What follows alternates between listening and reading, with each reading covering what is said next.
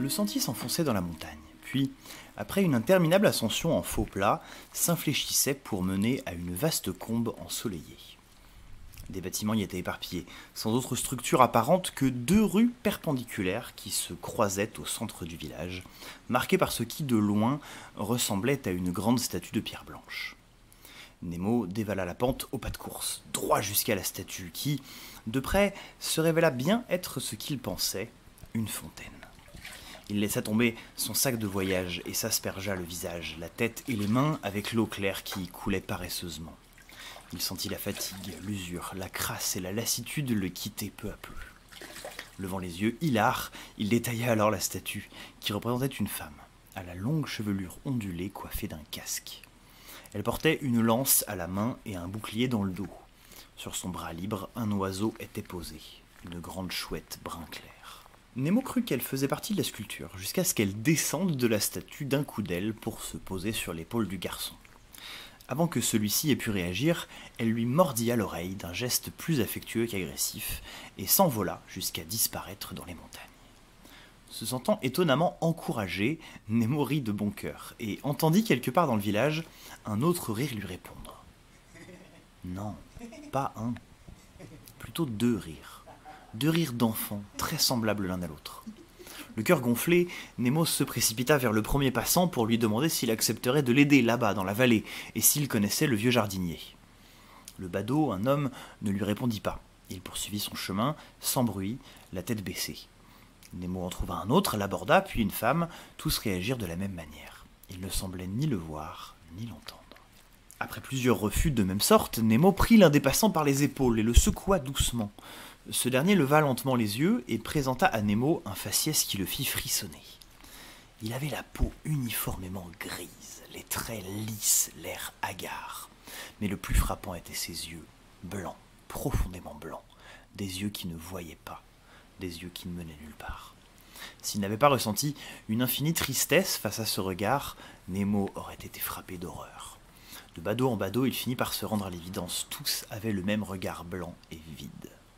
Tous semblaient errer sans but. Certains donnaient l'impression d'entendre un petit peu, comme si la voix de Nemo avait été le bourdonnement d'un insecte. Certains avaient l'air de parler un peu, mais leur murmure n'avait pas de sens. Ils étaient là, sans être là. Alors que la fatigue s'emparait de lui, que le désespoir montait dans son cœur, Nemo remarqua un bâtiment un peu plus grand que les autres à la devanture colorée. Il entra. Une femme, l'air aussi absent que tous les autres, était pourtant assise au guichet. Derrière elle, un tableau contenait des clés fixées à des crochets et surmontées de numéros. D'après ce que Nemo avait sous les yeux, 3 clés manquaient à l'appel. Il tenta d'engager la discussion. La tenancière sembla l'écouter patiemment, puis lui répondit d'une voix absente. La nuit est gratuite aujourd'hui. Attention, demain, ça sera 2 fois plus cher. Nemo demanda une chambre. La femme prit l'une des clés du tableau, celle qui pendait sous le numéro 49, et la lui tendit en répétant d'un ton égal. La nuit est gratuite aujourd'hui. Attention, demain, ça sera 2 fois plus cher. Nemo la remercia, mais craignant d'entendre une 3e fois la sentence, il se hâta vers l'escalier jusqu'à atteindre l'étage, puis la porte qui portait son numéro. La chambre qu'il y découvrit était petite, mais propre et lumineuse. Un petit balcon en pierre lui offrait une vue plongeante sur la fontaine et sa statue de femme soldat. Il déposa ses affaires et s'allongea sur le lit, fermant les yeux pour réfléchir. Le vieux jardinier savait-il où il l'avait envoyé ? Était-il au courant que tous les habitants étaient des zombies effrayants, inaptes non seulement à l'aider, mais même à lui répondre ? Nemo s'était-il trompé de village ? Comment aurait-il pu, alors que la flèche du guitare l'avait guidé jusque-là ? Le vieux jardinier s'était bien gardé de le prévenir qu'elle servirait à ça d'ailleurs. Sans s'en rendre compte, et pour la première fois depuis longtemps alors que le soleil se couchait, Nemo s'endormit. Il fut réveillé par un rire, enfantin, joyeux, cristallin, le même qu'il avait entendu la veille en réponse à sa propre joie. Pas un rire, 2, se dit-il, même si, une fois de plus, ils étaient si semblables que Nemo n'aurait jamais su les distinguer s'il n'avait pas appris tout récemment à écouter. Il bondit du lit pour se rendre sur le balcon, trouver les auteurs des rires, mais ne vit rien. Rien sinon une tasse de cafeté fumante, comme si elle venait tout juste d'être déposée à son intention.